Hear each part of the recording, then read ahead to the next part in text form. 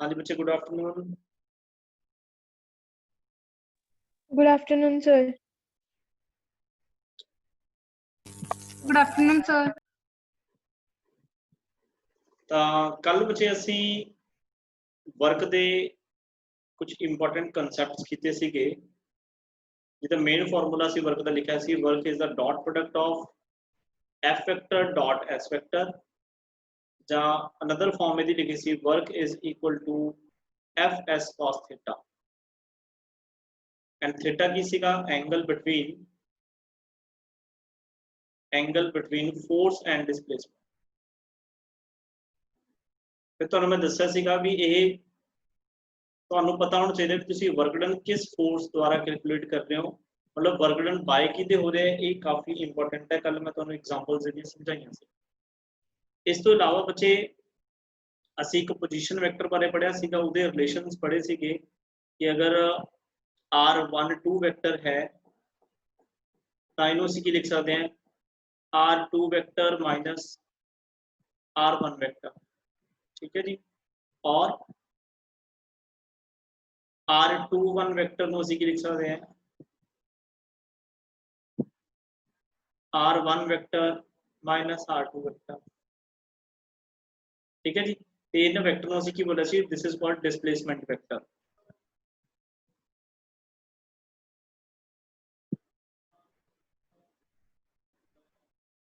ठीक है जी। तो एक दो क्वेश्चंस मैं तुहानूं दे रहा, ठीक है, वो तुसीं करने हैं ताकि अपने ये वाले कंसैप्ट की क्लीयर हो जाए। एग्जांपल नंबर 1, अपने जिहड़े कॉपी पेन की चक लो तुसीं। A force F vector given है जी अपन 2i cap minus j cap plus 4k cap Newton displaces a particle up to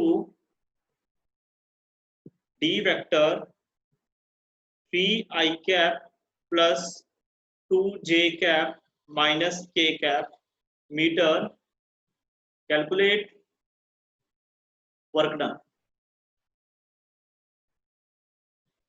बड़े सिंपल है बच्चे, जिन्होंने डॉट प्रोडक्ट आती है उन्होंने वास्ते कुछ भी नहीं है, जिन्होंने डॉट प्रोडक्ट नहीं आती वो उन्होंने मैं करवा रहा, जिन्होंने आता है उन्होंने मेरी वीडियो ने म्यूट करके वो अपने आप करो। तो बच्चे जो भी किसी दो वैक्टर्स की असीं डॉट प्रोडक्ट करनी हो, ठीक है, तो उन्होंने करने का तरीका की है। मान लो तुहाडे कोले अगर एक वैक्टर गिवन है ए वैक्टर, मान लो फॉर एग्जांपल ए है 2i cap plus 2j cap plus 2k cap, ते बी वैक्टर तुहाडे कोल गिवन है that is i cap minus j cap minus k cap. Suppose this, if we have to find the dot product of these two vectors, तो बच्चे तुसीं कुछ नहीं करना, जेड़ा i कैप हुंदा कि यूनिट वैक्टर च करवाया होया है, ठीक है। जिन्हें हजे वैक्टर नहीं किया वो एज इट इज समझ लो, i j की ने यूनिट वैक्टर्स ने, i j k की ने यूनिट वैक्टर जेडे सानू सिर्फ और सिर्फ डायरेक्शन दसदे हैं। i दा मतलब बच्चे हुंदा x एक्सिस, j दा मतलब हुंदा y एक्सिस, k दा मतलब हुंदा z एक्सिस। तो बच्चे डॉट प्रोडक्ट दे विच की करना, i वाली टर्म नू i नाल मल्टीप्लाई करना है, मतलब इत्थे मैग्नीट्यूड कितना 1, that means 2 into 1 that is 2, plus minus की हो जाएगा माइनस, फिर इत्थे कुछ भी नहीं है दैट मींस 1, j नू j नाल मल्टीप्लाई करना है, 2 1 जा 2, ठीक है जी। फिर प्लस माइनस माइनस, इत्थे कितना 1, 2 1 जा कितना आ गया 2। तो बच्चे 2 ना 2 की हो गया कैंसल, ਇਹਦਾ मतलब a dot b is equal to क्या गया माइनस। इस तरीके ਦੇ ਨਾਲ ਅਸੀਂ डॉट प्रोडक्ट करते हैं। तो फटाफट मैनू ਹੁਣ आंसर बोलो कि वर्क डन का कितना आंसर आएगा। ਤੁਹਾਨੂੰ फोर्स वैक्टर दिता है, मतलब एक a वैक्टर है, ਤੁਹਾਡੇ ਕੋਲ b वैक्टर है, डॉट प्रोडक्ट ਅਸੀਂ ਇਹਨਾਂ ਦੋਨਾਂ ਦੀ करनी है। हाँ जी, tell me your answer.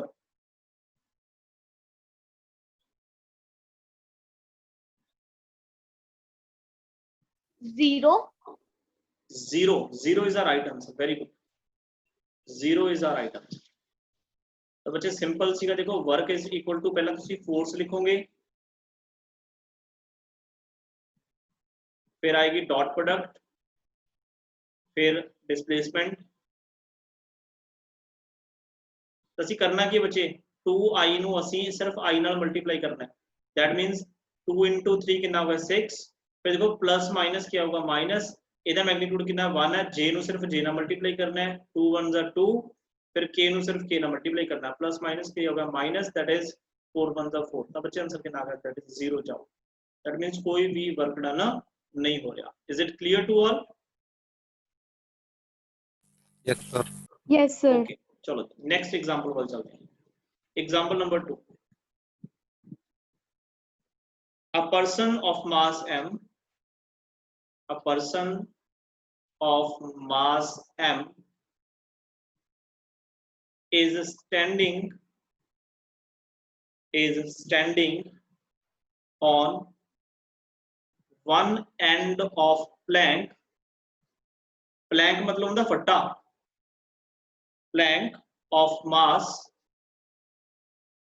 capital M and length capital L and floating in water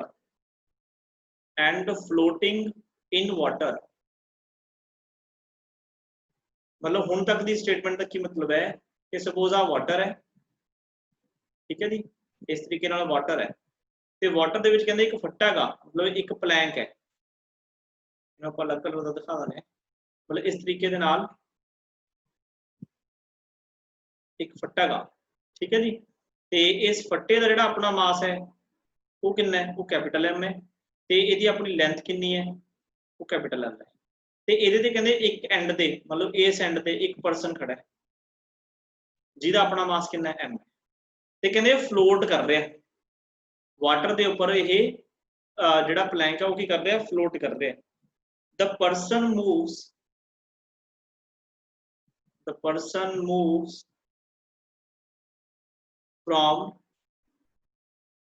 one end to another, the person moves from one end to another and stops. Work done by normal force. Options ਤੁਹਾਨੂੰ given ਨੇ MGL,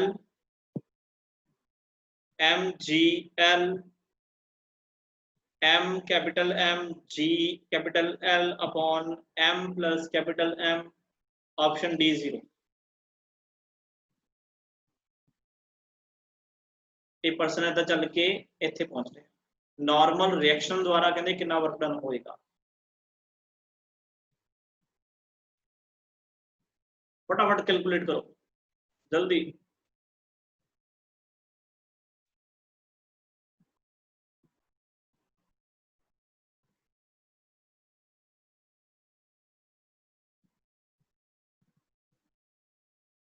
हर एक question नूं बच्चे solve करने की लोड़ नहीं हुंदी। मैं कल स्पेशली ही केस करवा के हटिया सीगा। Work done by normal force.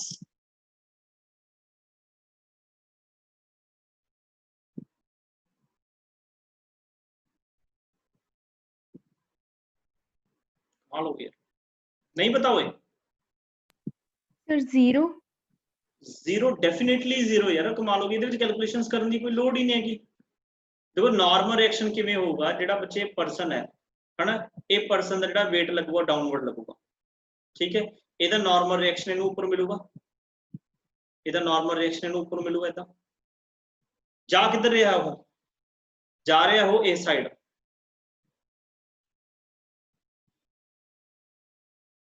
इस साइड जा रहा हो, मतलब ये ਉਹਦੀ डिस्प्लेसमेंट की डायरेक्शन है, ਤੇ नॉर्मल रिएक्शन की डायरेक्शन ऊपर है। बच्चे एंगल कितना बन रहा 90 यार। जिवें ਤੁਹਾਨੂੰ मैं कल दस्सिया सीगा, ग्रेविटेशनल फोर्स द्वारा कीता वर्क हॉरिजॉन्टल सरफेस ते 0 हुंदा है। नाल ही तो मैं बोलिया सीगा कि नॉर्मल रिएक्शन का भी कितना हुंदा है, 0 हुंदा हॉरिजॉन्टल। आंसर 0। तो देखो किन्नियां मतलब उठ पटांग जी इन्होंने मतलब ऑप्शंस बना के देतियां, जबकि ये जिन्हों कंसैप्ट आउंदा है उहदे वास्ते 1 सेकंड का क्वेश्चन भी है नहीं, बस उन्हें स्टेटमेंट पढ़नी नाल नाल ला देना, आंसर भी 0। अदरवाइज तुसीं कितना टाइम कंज्यूम करोगे तुसीं सोच सकते। तां एग्जामिनर इदां चलाकी करता है, वो जान के इहो जो क्वेश्चंस पाउंदा है कि बच्चे की है इहदे विच अपने ऊट पटांग जिहड़े मैथड्स ने वो लगाउण ਤੇ ਕਿਤੇ ਨਾ ਕਿਤੇ ਕੀ ਆਪਣੇ ਵੱਲੋਂ ਕੋਈ ਹੋਰ ਆਪਸ਼ਨਸ ਟੇਕ ਕਰਕੇ ਆਉਣ, ਜਦ ਕਿ ਆਨਸਰ ਕਿੰਨਾ ਹੈ 0।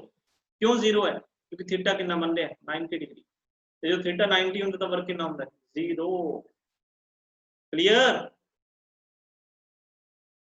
थर्ड एग्जांपल देखो, कहते हैं 2 kg mass lying on table is displaced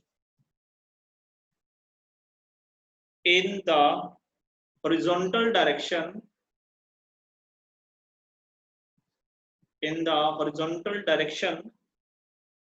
to 50 centimeter. The work done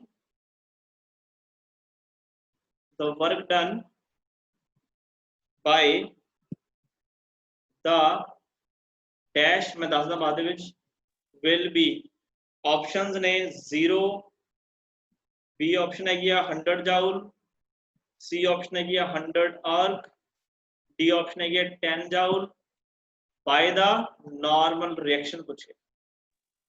sir 0। हाँ वेरी गुड, बस इन्ना की टाइम लगना चाहिए जिन्ना खून लग गया। नॉर्मल रिएक्शन देखिए ना, टेबल होगा हमेशा हॉरिजॉन्टल ही होगा, वो किहड़ा किसी इंक्लाइन प्लेन ते पे जे पिया होगा तो आपको कहणगे, ਤਾਂ मतलब ਜਦੋਂ ਟੇਬਲ ਹੌਰੀਜ਼ੌਂਟਲ ਹੈ ਤਾਂ ਉਹਦੇ ਤੇ ਕੁਝ ਵੀ ਤੁਸੀਂ ਰੱਖੋਗੇ, ਕੋਈ ਬੁੱਕ ਰੱਖਤਾ ਜਾਂ ਕੋਈ ਪਰਸਨ ਖੜਾ ਹੈਗਾ ਤਾਂ ਉਹਦਾ ਨਾਰਮਲ ਰਿਐਕਸ਼ਨ ਤੇ ਉਹਦੀ ਡਿਸਪਲੇਸਮੈਂਟ ਚ ਐਂਗਲ ਕਿੰਨਾ ਹੈ 90, ਦਾ ਵਰਕ ਡਨ ਕਿੰਨਾ ਹੈ 0। ਠੀਕ ਹੈ ਜੀ।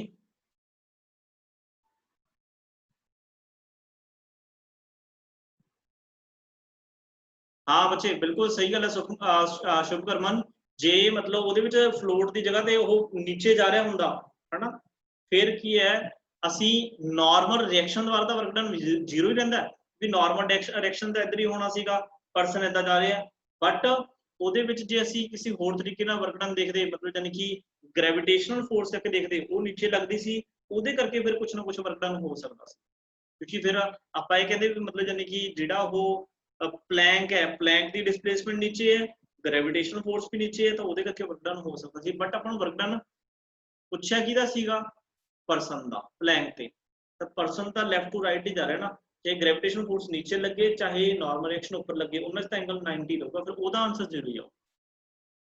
चलो जी नेक्स्ट क्वेश्चन है जी, एग्जांपल नंबर 4, कहते हैं force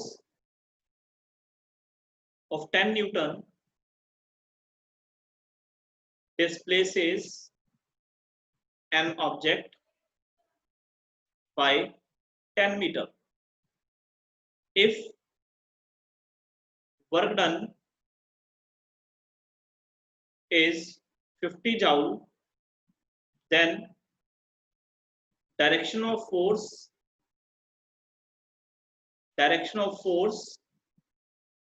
make an angle with direction of displacement. Options given है जी 120 degree, 90 degree, 60 degree, none of these। Calculate करो जी कितना एंगल होएगा। Sir 60 degree. हाँ जी 60 डिग्री पक्का श्योर है?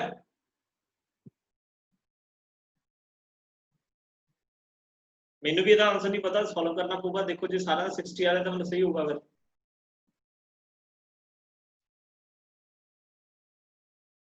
ਆਪਾਂ देख लेना जी, सिंपल ही है, कोई ज्यादा कैलकुलेशंस नहीं है। तो ਅਸੀਂ ਜੇ ਕਹੀਏ ਵੀ फोर्स लग रही 10 न्यूटन ਤੇ वर्क डन अपन ਦਿੱਤਾ ਹੋਇਆ 50, ठीक है जी, ਤੇ ਉਸ ਤੋਂ ਬਾਅਦ डिस्प्लेसमेंट कितनी है 10 मीटर इनटू की होगा cos थीटा ਅਸੀਂ फाइंड करना 100, ਤੇ ਇਹਦਾ मतलब होगा 1/2। बिल्कुल सही है जी, थीटा कितना आ गया 60 डिग्री, बिल्कुल सही। चलो ਇਹਦਾ ਹੋ ਗਏ ਬੱਚੇ ਸਿੰਪਲ ਕੁਐਸਚਨਸ, ठीक है। ਜਦੋਂ ਸਾਡੇ ਕੋਲੇ ਕੀ ਹੈ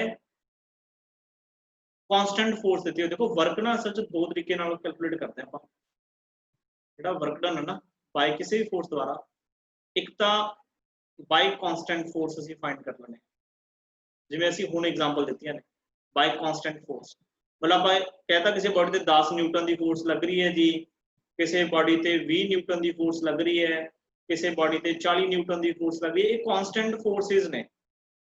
ਕਈ ਵਾਰ ਨਾ ਵਰਕ ਡਨ ਸਾਨੂੰ ਬਾਈ वेरिएबल फोर्स द्वारा कैलकुलेट करना होगा।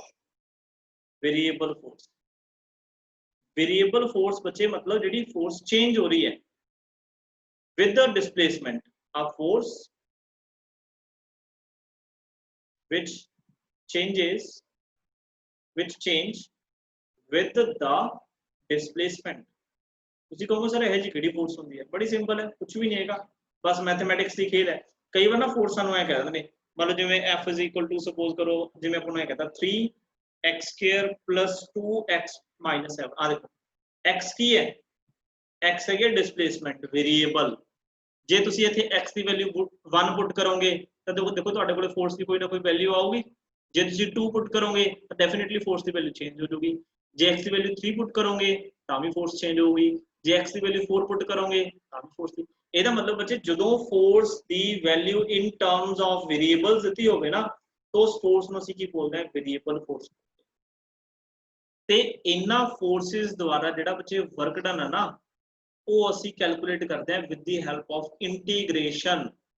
ਤਾਂ ਅੱਜ ਅਸੀਂ ਮੇਨ ਕਲਾਸ ਦੇ ਵਿੱਚ ਮੈਂ ਤੁਹਾਨੂੰ ਇਹ ਦੋਨੇ ਚੀਜ਼ਾਂ ਸਿਖਾਉਂਗਾ, ਇੰਟੀਗ੍ਰੇਸ਼ਨ ਤੇ ਡੈਰੀਵੇਟਿਵ। ਜਿਨ੍ਹਾਂ ਨੂੰ ਸਿਖਾਈ ਹੋਈ ਹੈ ਉਹਨਾਂ ਦੀ ਰਿਵੀਜ਼ਨ ਹੋ ਜਾਊਗੀ ਤੇ ਜਿਨ੍ਹਾਂ ਨੇ ਨਹੀਂ ਸਿੱਖੀ ਉਹ ਸਿੱਖ ਜਾਣਗੇ। क्योंकि देखो इंटीग्रेशन ते डेरिवेटिव बिना वर्क एनर्जी का चैप्टर हुंदा ही नहीं, ठीक है। फिर बार बार आई जाऊगा, फिर विच दी सुनो मैं फिर क्या करूंगा भी तुसीं कीता नहीं होया। तो अज आपां इंटीग्रेशन ते डेरिवेटिव दा की है कंप्लीट क्लास ही इहदे ते लगा देने, फिर तुहानूं इहदे आंसर मिल जाणगे। तो बच्चे डेरिवेटिव की हुंदा, देखो मैं अप्लाई करना सिखाऊंगा, ज़्यादा मैं थ्योरी ते नहीं जांदा इहदे। डेरिवेटिव जां इहनूं बोलिया जांदा डिफरेंशिएशन। डिफरेंशिएशन, ठीक है जी। डेरिवेटिव या डिफरेंशिएशन का मतलब बच्चे की है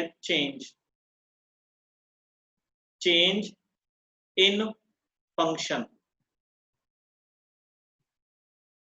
with respect to any variable. किसी भी वेरिएबल दे नाल जदों फंक्शन की जिहड़ी वैल्यू है वो बच्चे चेंज हो जाती है तो उन्होंने असीं बोलते हैं भी डेरिवेटिव हो गया, ठीक है जी। मतलब उस फंक्शन दे विच कितना चेंज आया, ठीक है। असीं ये फाइंड करना होवे तो असीं की यूज करते हैं? डेरिवेटिव, ठीक है जी। सिंबल बच्चे का की है? सिंबल डेरिवेटिव का है d/d। इत्थे उपर की हुंदा है? उपर हुंदा फंक्शन, नीचे की हुंदा है? नीचे हुंदा variable. V stands for variable, मतलब जिहदे विद रिस्पेक्ट टू फंक्शन की वैल्यू चेंज हो रही है। F stands for function. ध्यान नाल समझ लो, बिल्कुल सिंपल तरीके नाल समझाऊंगा, ज्यादा थ्योरी च नहीं लेके जांदा मैं।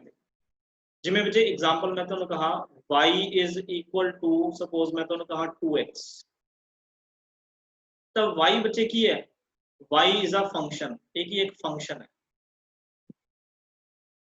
y इज अ फंक्शन जिहदी बच्चे जिहड़ी वैल्यू है वो डिपेंड किते करती है? x ते। यानी x की है? x है वेरिएबल। y दी वैल्यू किते डिपेंड करती है? x ते। देखो जे मान लो सुन मैं इस equation y is equal to 2x के विच मान लो मैं तुहानूं कहा if x is equal to 1 then y is equal to 2, तो y दी वैल्यू फंक्शन दी वैल्यू 2 आ गई। अगर तुहानूं मैं कहा x is equal to 2 then y is equal to तुसीं कहोगे सर 4।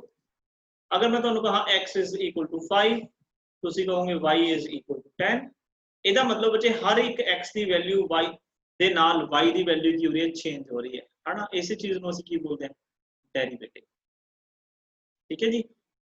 ਜਾਂ ਇਹਨੂੰ कई बार इंस्टेंटेनियस चेंज बोला जाता है, मतलब यानी कि किसी टाइम ते इंस्टेंट किसी इंस्टेंट ते चेंज देखना, ठीक है जी। ओके हुण ਅਸੀਂ किवें फाइंड करना है डेरिवेटिव? अच्छा थोड़ा सिंबल ਨੂੰ थोड़ा ਜਿਹਾ मैं होर अच्छे तरीके नाल दस देना है। जिवें मान लो मैं तुहानूं किहा ना function y is equal to fx, मतलब एम फंक्शन लिखा जाता है, ठीक है। तो जिहड़ा बच्चे y है ये फंक्शन है, किहदा फंक्शन है? x का। तो जदों भी असीं डेरिवेटिव करांगे किहदा करांगे? फंक्शन का, मतलब y का विद रिस्पेक्ट टू x। तो इहो जी फॉर्म अगर तुहानूं किते भी मिलदी है this is known as derivative ਇਹਨੂੰ ਕੀ ਬੋਲੋਗੇ ਤੁਸੀਂ ਡੈਰੀਵੇਟਿਵ ਆਫ ਕਿਹਦਾ y ਦਾ ਵਿਦ ਰਿਸਪੈਕਟ ਟੂ x मतलब ਅਸੀਂ y ਦਾ ਡੈਰੀਵੇਟਿਵ ਫਾਈਂਡ ਕਰ ਲਿਆ ਵਿਦ ਰਿਸਪੈਕਟ ਟੂ x ਜ਼ਰੂਰੀ ਨਹੀਂ ਕੱਲਾ ਵੀ ਹੁਣ ਇਹ fx ਹੀ ਹੋਵੇ ਐਂ ਵੀ ਹੋ ਸਕਦਾ ਨਾ y ft ਹੋ ਸਕਦਾ ਹੈ ਜਿਹੜਾ y ਹੈ ਉਹ t ਤੇ ਡਿਪੈਂਡ ਕਰਦਾ ਹੋਵੇ ਟਾਈਮ ਤੇ ਡਿਪੈਂਡ ਕਰਦਾ ਹੋਵੇ ਤਾਂ ਇਹਨੂੰ ਅਸੀਂ ਕੀ ਲਿਖਾਂਗੇ dy अपॉन नीचे ਕੀ ਆਊਗਾ dt ਤਾਂ ਬੱਚੇ ਇਹਦਾ ਮਤਲਬ ਕੀ ਹੈ ਡੈਰੀਵੇਟਿਵ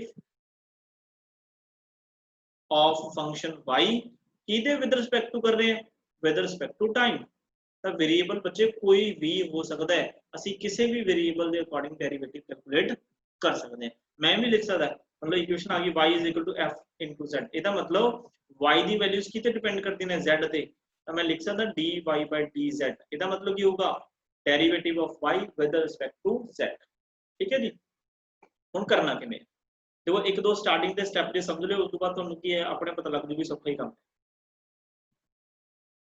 है डेरिवेटिव करने का तरीका बच्चे की है मान लो मैं ਤੁਹਾਨੂੰ कहा कि जेड़ा y है y is equal to x है मैं ਤੁਹਾਨੂੰ कहा फाइंड dy by dx मतलब y ਦਾ ਤੁਸੀਂ डेरिवेटिव करना विद रिस्पेक्ट टू x ਤਾਂ ਪਹਿਲੀ ਗੱਲ ਤਾਂ ਇਹ ਧਿਆਨ ਰੱਖਣੀ ਬੱਚੇ ਜਿਹਦੇ विद रिस्पेक्ट टू ਤੁਸੀਂ डेरिवेटिव करना है ਉਹ ਵਾਲੀ ਟਰਮ ਫੰਕਸ਼ਨ ਚ ਹੋਣੀ ਚਾਹੀਦੀ ਹੈ ਫਿਰ ਡੈਰੀਵੇਟਿਵ ਹੋ ਸਕਦਾ मतलब x ਦੇ ਵਿਦ ਰਿਸਪੈਕਟ ਡੈਰੀਵੇਟਿਵ ਕਰ ਰਹੇ ਦੇਖੋ ਇੱਥੇ x ਹੈਗਾ ਇਹ ਚੀਜ਼ ਜ਼ਰੂਰੀ ਹੈ ਠੀਕ ਹੈ ਤਾਂ x ਦੀ ਪਾਵਰ ਬੱਚੇ ਕਿੰਨੀ ਹੈ 1 ਹੈ ਨਾ ਤਾਂ ਸਟੈਪ ਕੀ ਹੋਗਾ ਦੇਖੋ ਇਧਰ ਤੁਸੀਂ ਲਿਖੋਗੇ dy dx मतलब ਤੁਸੀਂ ਡੈਰੀਵੇਟਿਵ ਕਰਨਾ ਸਟਾਰਟ ਕਰਤਾ ਤਾਂ ਕਰਨਾ ਕੀ ਬੱਚੇ ਜਿੰਨੀ ਵੀ ਪਾਵਰ ਹੈ ਉਹਨੂੰ ਅੱਗੇ ਲਿਆਓ ਪਾਵਰ ਆ ਗਈ ਅੱਗੇ 1 ਤਾਂ ਜਿਹੜਾ ਬੱਚੇ ਵੇਰੀਏਬਲ ਹੈ ਉਹ ਵੇਰੀਏਬਲ ਨੂੰ ਲਿਖ ਲਓ ਐਜ਼ ਇਟ ਇਜ਼ जिन्नी भी ਉਹਦੀ ਪਾਵਰ ਸੀ ਉਹਦੇ ਵਿੱਚੋਂ ਇੱਕ ਪਾਵਰ ਕਰ ਦਿਓ ਮਾਈਨਸ ਫਿਰ ਜਿਹੜਾ ਬਚਿਆ ਵੇਰੀਏਬਲ ਹੈ ਇਹਦਾ ਡੈਰੀਵੇਟਿਵ ਅੱਗੇ ਫੇਰ ਆਏਗਾ ਇਹਨੂੰ ਇਦਾਂ ਲਿਖ ਸਕਦੇ ਹੋ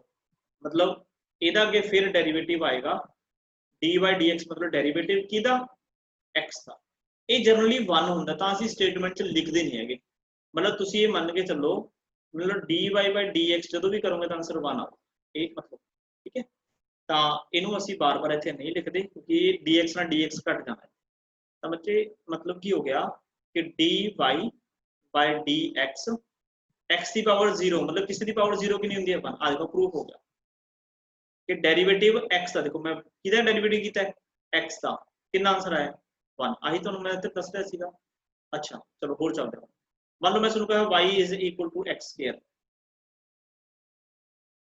कोई गल नहीं सारे स्टेप सुनी चलो समझ लगूगा कोई दिक्कत नहीं है मैंने पता है स्टार्टिंग नहीं पता लगना है y x² लास्ट में पूछूंगा फिर दसो समझ लगेगा नहीं लगेगा मैं तुहानू कहा फाइंड dy dx तो तुसी की करना है इधर लिखना है dy dx अब a वाली पावर अगे ले आओगे 2 पावर आ गई अगे x की पावर कितनी होगी 2 दे विचों 1 माइनस कर दो ये तुहानू पता अगे x का डेरिवेटिव 1 होता है ठीक है जी तो मतलब आंसर कितना आ गया बच्चे 2 x की पावर 1 मतलब x तो आंसर कितना आ गया 2x अच्छा अगर मैं तुहानू कहा y x की पावर 3 फाइंड dy dx तो dy dx लिखांगे 3 पावर बच्चे अगे आ जाएगी x की पावर 3 - 1 कितना करांगे 2 तो x का अगे डेरिवेटिव कितना होता है 1 ਇਹਦਾ मतलब आंसर कितना आ गया 3x²। तो सिमिलरली बच्चे चलते चलते जे मैं तुहानू कहा भी y x की पावर n है तो डेरिवेटिव फाइंड करो तो की आऊगा n अगे आ जाएगा x की पावर n - 1 इस x का हमेशा ही डेरिवेटिव 1 होता है लिखो चाहे ना लिखो कोई फर्क नहीं पैंदा ਇਹਦਾ मतलब dy dx is equal to nx की power n - this is the general formula ਹੁਣ बोलो जी क्लियर है जे कुछ क्लियर नहीं होया तो पूछो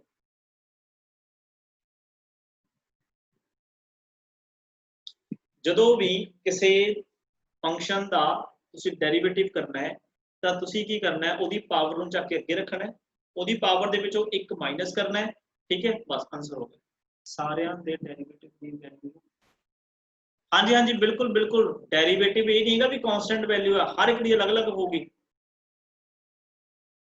ठीक है जी स्टेप क्लियर है चलो मैं तुहानू और एग्जांपल देना मान लो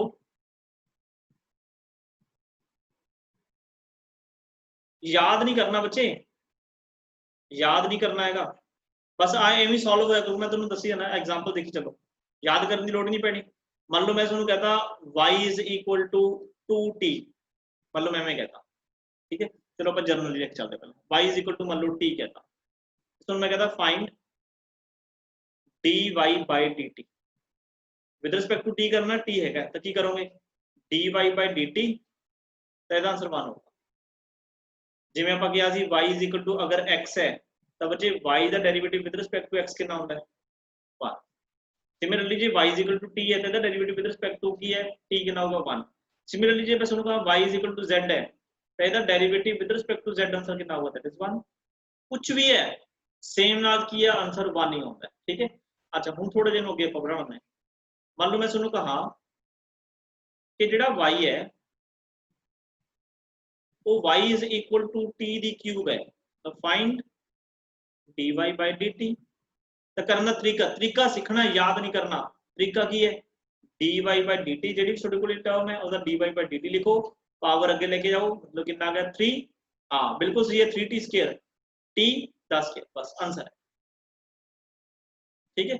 आज कोई ਜਿਹੜੀ ਚੀਜ਼ ਮੈਂ ਉੱਥੇ ਦੱਸ ਰਿਹਾ ਸੀ ਮੈਂ ਦੁਬਾਰਾ ਇੱਥੇ ਦੱਸਦਾ ਕਿਉਂਕਿ ਹੁਣ ਤੁਸੀਂ ਸਿੱਖ ਗਏ ਨਾ ਐਕਚੁਅਲ ਚ ਬੱਚੇ ਕੀ ਹੁੰਦਾ ਹੈਗਾ ਜਦੋਂ ਅਸੀਂ ਦੇਖੋ ਇਹਦਾ ਡੈਰੀਵੇਟਿਵ ਕੀਤਾ, ਮੈਂ ਤੁਹਾਨੂੰ ਦੁਬਾਰਾ ਦੱਸਦਾ ਮਾੜਾ ਜਿਹਾ ਇੱਕ ਸਟੈਪ ਅਸੀਂ ਫਰਦਰ ਚੱਲਦੇ ਹਾਂ।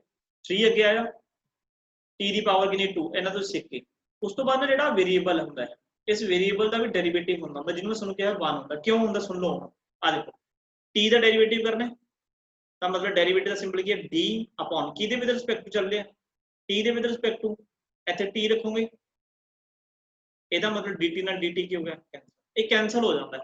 ਤਾਂ ਹੀ ਹਮੇਸ਼ਾ ਮੈਂ ਕੀ ਲਿਖਦਾ 1। ਆ ਦੇਖੋ ਜਿਵੇਂ ਮੰਨ ਲਓ ਉਦੋਂ ਮੈਂ ਲਿਖਿਆ ਸੀ y is equal to x the cube, मतलब मैं लिखा ਸੀ ਤਾਂ dy by dx is equal to power ਅੱਗੇ ਆ ਗਈ 3x ਸਕੁਅਰ ਹੋ ਗਿਆ, ਅੱਗੇ ਅਸੀਂ ਕਿਹਦਾ ਕਰਨਾ ਹੁੰਦਾ ਇਸ x ਦਾ, ठीक है। ਤਾਂ ਕੀ ਕਰੂੰਗੇ d by dx the symbol ਆ ਗਿਆ, ਕਿਹਦਾ ਕਰਨਾ ਸੀ x ਦਾ, ਆ ਦੇਖੋ dx ਨਾਲ dx ਕੀ ਹੋ ਜਾਊਗਾ, ਆਨਸਰ ਕੀ ਆ ਗਿਆ ਫਿਰ 3x। ਤਾਂ ਮੈਂ ਤੁਹਾਨੂੰ ਕਹਿਣਾ ਹੁੰਦਾ ਕਿ ਇਹਨੂੰ ਨਾ ਲਿਖੋ, ਠੀਕ ਹੈ ਜੀ।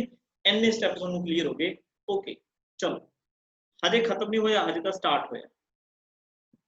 ਮੰਨ ਲਓ ਅਗਰ ਤੁਹਾਨੂੰ ਮੈਂ ਕਹਾ ਕਿ y is equal to 2x है, मतलब ਹੁਣ ਅਗਰ ਨਾਲ ਕੋਈ ਕਾਂਸਟੈਂਟ ਵੈਲਿਊ ਆ ਜੇ ਤਾਂ ਬੱਚੇ ਘਬਰਾਉਣਾ ਨਹੀਂ ਹੈਗਾ। ਦੇਖੋ ਅਸੀਂ ਫਾਈਂਡ ਕਰਨਾ dy by dx।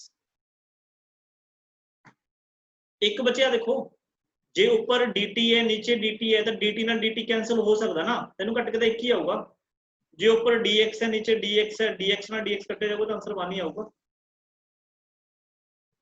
क्लियर?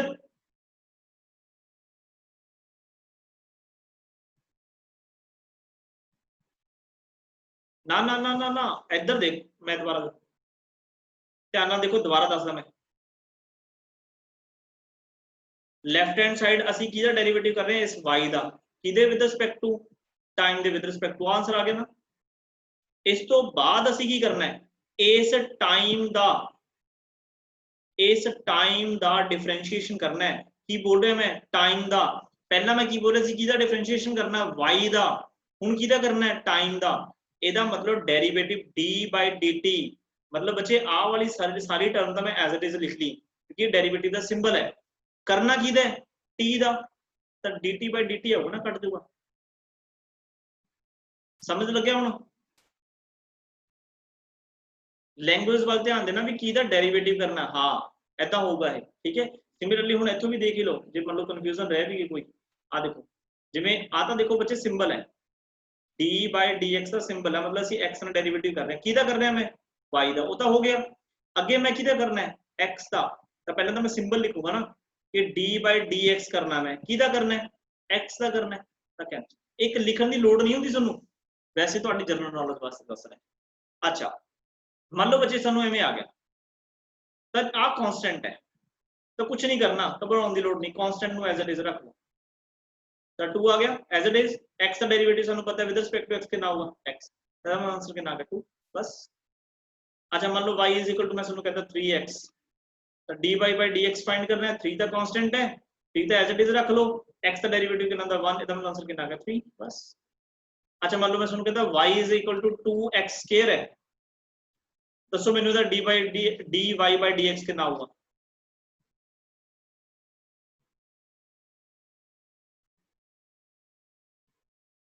बोलो जल्दी। 4x फोर एक्स बिल्कुल सही है, बस इतना ही काम। ठीक है जी। तो इस तरीके से डेरिवेटिव ਹੁਣ ਤੁਹਾਨੂੰ ਆਉਣ ਲੱਗੇ, ਇਹਦੇ ਵਿੱਚ ਕੋਈ ਦਿੱਕਤ नहीं है। चलो ਅੱਗੇ ਕੀ ਹੈ, ਡੈਰੀਵੇਟਿਵ ਦੇ ਵਿੱਚ ਹੋਰ ਕੀ ਆ ਜਾਂਦਾ ਹੈ। ਮੰਨ ਲਓ ਤੁਹਾਨੂੰ ਕਹਿੰਦਾ y = 2x + 3 ਐਵੇਂ। ਤਾਂ ਇਹ ਚੀਜ਼ ਨੂੰ ਸਮਝਣ ਵਾਸਤੇ ਨਾ ਪਹਿਲਾਂ ਇੱਕ ਚੀਜ਼ ਸਮਝੋ। ਮੰਨ ਲਓ ਤੁਹਾਨੂੰ ਕਹਿੰਦਾ y = 3, ਮੈਂ ਕਹਾਂ ਫਾਈਂਡ dy/dx। ਕੀ ਬੱਚੇ ਇਸ ਫੰਕਸ਼ਨ ਦੇ ਵਿੱਚ ਕਿਤੇ ਵੀ x ਦਿਖ ਰਿਹਾ ਤੁਹਾਨੂੰ? आंसर है नो। सानू सिर्फ की दिख रहा है 3 एंड 3 इज अ कांस्टेंट। तो बच्चे किसी भी कांस्टेंट नू असी चेंज नहीं कर सकते। डेरिवेटिव का मतलब होता है चेंज। कांस्टेंट का जिदा देखो नाम ही कांस्टेंट है, चेंज की होगा। तो बच्चे किसी भी कांस्टेंट क्वांटिटी का जो डेरिवेटिव है हमेशा 0 होता है। ये गल का ध्यान रखियो। किसी भी कांस्टेंट क्वांटिटी का डेरिवेटिव कितना होता है? 0। जिवें हुण इस इक्वेशन दे विच असीं dy/dx फाइंड करना है ना। तो बच्चे देखो पहले तो मैं हाँ सिंबल लिख रहा dy/dx का सिंबल होगा डेरिवेटिव का। किहदा करना है? y का। तो y वाली सारी टर्म मैं इत्थे रखती 2x + 3। ठीक है जी, इनू अंदर मल्टीप्लाई कर दो। तो बच्चे मैं इनू ऐ लिख सकदा dy/dx इत्थे की आ गया 2x, फिर अगे साइन हैगा प्लस का, फिर dy/dx अगे साइन की है 3। आ देखो हुण इहदा आंसर बोलो की होगा? इहदा आंसर की होगा? 2 0, क्योंकि 3 इज अ कांस्टेंट। कांस्टेंट का डेरिवेटिव कितना होता है? 0। अच्छा बच्चा 2x है ना, 2 आपा की डेरिवेटिव का इधर तो कर नहीं सकते कि कांस्टेंट है बाहर लिख लो। अच्छा dx/dx बच जाऊगा, इधर कितना होगा? 1। इसका मतलब आंसर कितना आ गया? dy/dx = 2x का डेरिवेटिव तो करना होता ना, हम नहीं करके हैं 2 और 2 लिखता है 0। फटाफट मैनू की हुण इहदा आंसर दसो। y = 4x + 5 दसो कितना होगा डेरिवेटिव? सर 4 4 वेरी गुड 4, बहुत अच्छी। चलो फटाफट मैं लिंक फिर दोबारा भेजूंगा। एक और टाइम हैगा अपने को 6 मिनट। मतलब मैं सुनो कहता भी 2t² + 3t + 4 फाइंड dy/dt। फटाफट आंसर बोलो क्या होगा?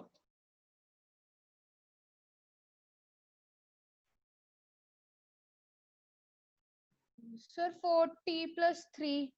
वेरी गुड, बहुत अच्छे। आ देखो किसी भी स्टूडेंट को क्लियर नहीं होया तो मैंने पूछ लो, जे क्लियर है तो बोलो yes sir. yes sir yes sir. Okay चलो y = 6t³ मैं दसदा शुरू करना। 6t³ + 3t² + 2t + 4 बोलो जी दा dy/dt कितना है?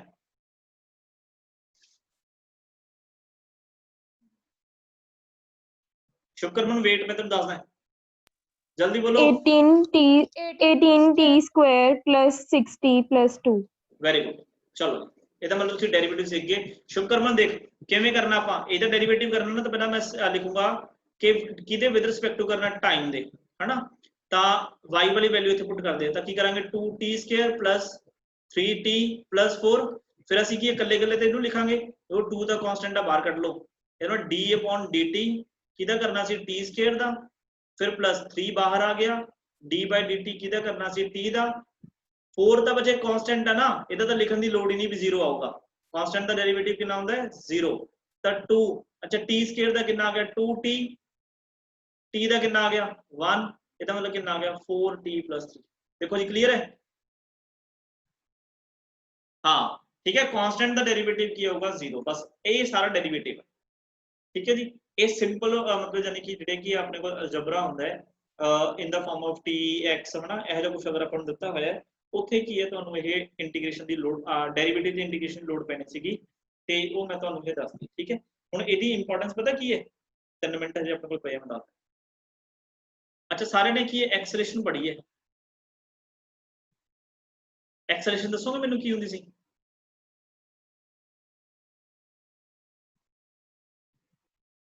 की हुंदी acceleration? rate of change of velocity। हाँ आ देखो की लिखते सी असि, rate of change of velocity आ ना। देखो आ गया ना चेंज ऑफ वेलोसिटी। तेन बच्चे मैं हुण एवं लिख सकदा एक्सेलरेशन मतलब वेलोसिटी दा चेंज किदे नाल विद रिस्पेक्ट टू टाइम। देखो मतलब चेंज रिप्रेजेंट करता d/dt टाइम नाल चेंज किदा? वेलोसिटी दा। ऐदा भी लिख सकदे हो असीं। तां ऐदा काम होंदी है डेरिवेटिव। ਇਹਦਾ मतलब की है? ਇਹਦਾ मतलब अपने भी हो गया कि वेलोसिटी चेंज हो रही है विद रिस्पेक्ट टू टाइम। अच्छा वेलोसिटी की होंगी सी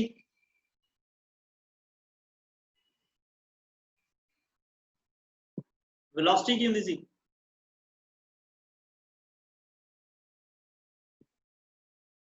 हाँ बच्चे ਉਹਨੂੰ ਆਪਾਂ Speed ਐਵੇਂ upon ਲਿਖਦੇ time. ਐਦਾਂ ਵੀ ਲਿਖਦੇ ਹੁੰਦੇ ਸੀ ਡੈਲਟਾ v ਬਾਈ ਡੈਲਟਾ t ਇਹ ਵੀ ਚੇਂਜ ਹੀ ਹੁੰਦਾ ਹੈ हाँ मतलब चेंज इन डिस्प्लेसमेंट मतलब v इज इक्वल टू देखो टाइम ਦੇ ਨਾਲ चेंज ਹੋ ਰਿਹਾ मतलब dt ਲਿਖਤਾ ਕਿਹਦਾ डिस्प्लेसमेंट ਦਾ ਐਦਾਂ ਲਿਖਿਆ ਕਰਾਂਗੇ ਅਸੀਂ ਜਾਂ ਤੁਸੀਂ ਕੀ ਲਿਖ ਸਕਦੇ ਹੋ v is equal to delta s by delta t ਹੁਣ ਇਹਨੂੰ ਅਸੀਂ ਯੂਜ਼ ਕਿਵੇਂ ਕਰਿਆ ਕਰਾਂਗੇ ਪਤਾ ਕੀ ਹੈ ਸਾਨੂੰ ਮੰਨ ਲਓ ਇਹਨਾਂ ਨੇ ਕਹਿਤਾ ਵੀ ਮੰਨ ਲਓ ਤੁਹਾਨੂੰ ਐਕਸਲੇਸ਼ਨ ਦੇਤੀ ਐਕਸਲੇਸ਼ਨ ਕਹਿੰਦੀ ਮੰਨ ਲਓ 6t² + 3t + 2 ਤੁਹਾਨੂੰ ਕਹਿੰਗੇ ਫਾਈਂਡ velocity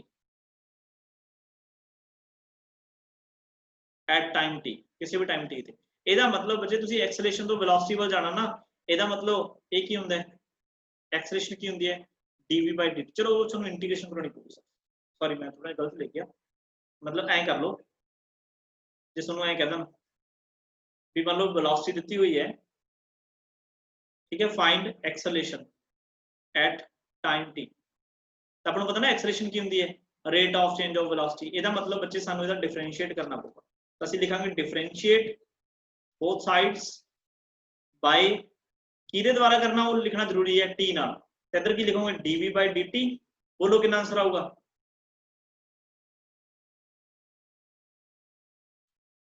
ਜਲਦੀ 12t + 3.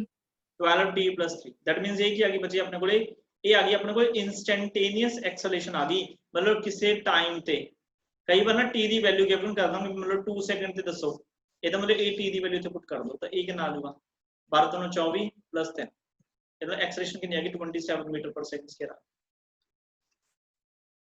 ਐਜ਼ ਇਟ ਇਜ਼ ਸਾਨੂੰ ਕੀ ਹੈ ਹੋ ਸਕਦਾ ਹੈ ਡਿਸਪਲੇਸਮੈਂਟ ਦੇ ਦੇਣਾ ਵੀ ਕਿਸੇ ਕੋਈ ਪਾਰਟੀਕਲ ਦੀ ਡਿਸਪਲੇਸਮੈਂਟ 2t² + 3t + 4 ਹੈ ਤੁਹਾਨੂੰ ਕਹਿੰਦੇ ਵੈਲੋਸਿਟੀ ਫਾਈਂਡ ਕਰੋ दैट मींस ਇਹਦਾ ਕੀ ਕਰ ਦੋ ਡੈਰੀਵੇਟਿਵ दैट मींस ਕਿੰਨਾ ਆ ਗਿਆ 4t + 3 ਆਨਸਰ ਹੈ this is an instantaneous velocity ਤਾਂ ਡੈਰੀਵੇਟਿਵ ਦੇ ਨਾਲ ਇਦਾਂ ਅਸੀਂ ਕੀ ਹੈ ਡਿਸਪਲੇਸਮੈਂਟ ਤੋਂ ਵੈਲੋਸਿਟੀ ਤੇ ਵੈਲੋਸਿਟੀ ਤੋਂ ਐਕਸਲੇਸ਼ਨ ਕੈਲਕੂਲੇਟ ਕਰ ਸਕਦੇ ਹਾਂ ਚਲੋ ਲਿੰਕ ਦੁਬਾਰਾ ਸੈਂਡ ਕਰਦਾ